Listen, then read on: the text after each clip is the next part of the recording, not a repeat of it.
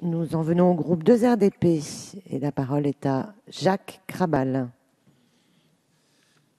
Madame la Présidente, merci. Monsieur le Ministre, le groupe GEA emploie 18 000 salariés dans le monde. À Château-Thierry, 350 personnes y travaillent, réparties en 4 segments spécialisés dans la production d'équipements agricoles à forte valeur ajoutée. Certains ont moins de 50 salariés, juridiquement indépendantes, mais liés les unes aux autres par leurs activités.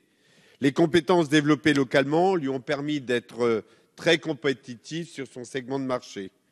Lorsque le directeur de l'unité GEA, Farm Technologies, annonce brutalement le transfert de la production vers la filiale du groupe, Royal de Bourg, installée en Pays-Bas, après l'information de la construction d'une usine en Chine, vous comprendrez que cela suscite des interrogations et des inquiétudes pour les employés et pour les élus.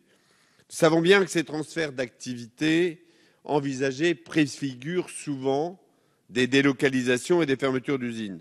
L'État, tout comme les collectivités locales, pas plus que les salariés, ne sauraient être mis devant le fait accompli sans explication. C'est pourquoi, Monsieur le Ministre, nous vous avons sollicité pour organiser une rencontre avec les responsables de ce groupe dans les meilleurs délais. Ce rendez-vous ne semble pas couler de source et pourrait même nous être refusé. Je voudrais souligner ici, Monsieur le Ministre, la disponibilité de vos collaborateurs et la réponse très rapide qu'ils ont engagée avec nous.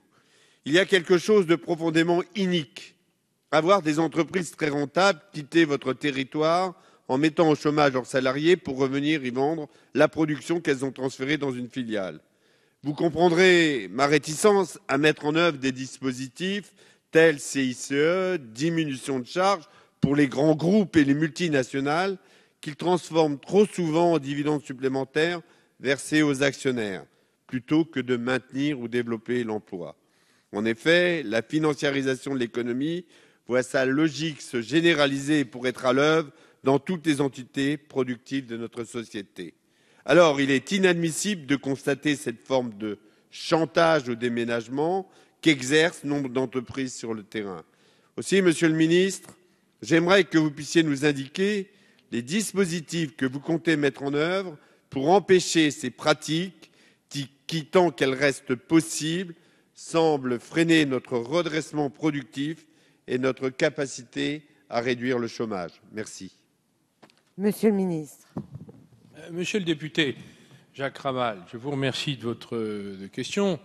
La sous-préfète de votre arrondissement, je crois, a reçu avec vous le dirigeant du site GEA de Château-Thierry. C'est un site spécialisé dans la branche traite manuelle et ce marché est un peu en difficulté au profit des robots de traite laitière.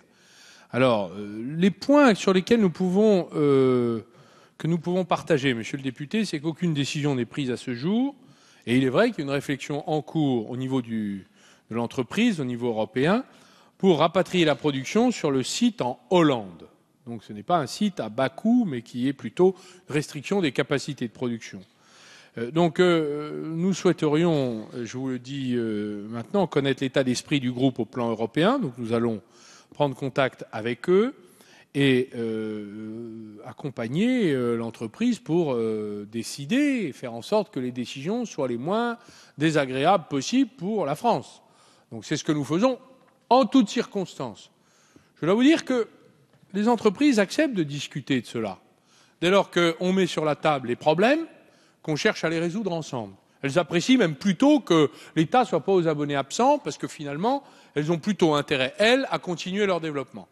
Donc, cette méthode que nous avons mise en œuvre avec les commissaires au redressement productif, avec la cellule restructuration de mon cabinet, est une méthode assez éprouvée avec certains résultats assez positifs. Alors, parfois, il y a des échecs qui n'échouent pas, mais on peut considérer qu'il est parfaitement possible de trouver des points d'accord avec des entreprises, surtout lorsqu'elles connaissent des difficultés. Et donc, c'est à nous de trouver les moyens de les passer avec elles.